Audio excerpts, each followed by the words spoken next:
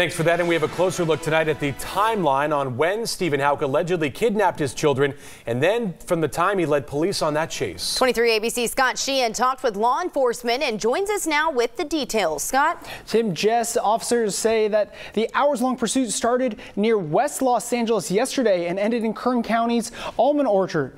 Now many are asking, how did Houck get away? We were hoping to bring this to a peaceful resolution to where the kids were safe and the suspect apprehended. Well, we got 1 out of 2.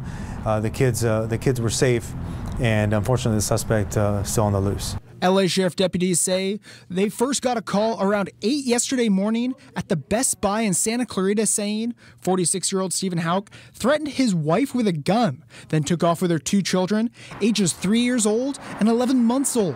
Deputies say the pursuit started when LAPD found the RV Houck was driving in West Los Angeles and started following him north up the 170 to the 5 and into Kern County. Once Houck got to the Grapevine, CHP says that's when Kern County law enforcement started following him for about 2 hours before he escaped in an almond orchard.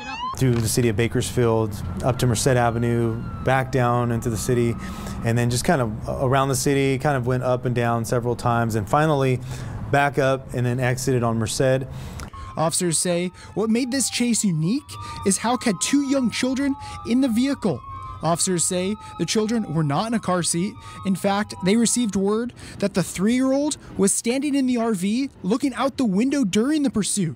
And that's what had officers more cautious during the pursuit. We couldn't just, throw out a spike strip or even try to pit maneuver on his vehicle because our #1 concern was for the safety of the children that were inside. About 10 hours after the original call, officers say Houck turned down this dirt road and led officers into an almond orchard.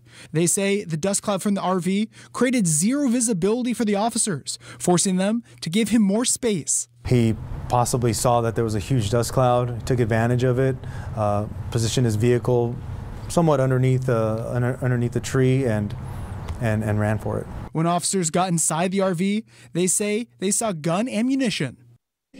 Now, Houck is still on the loose tonight, and the only information law enforcement has is that he ran north from his RV. If you see him, law enforcement would like you to call 911. Reporting, Scott Sheehan, 23 ABC News.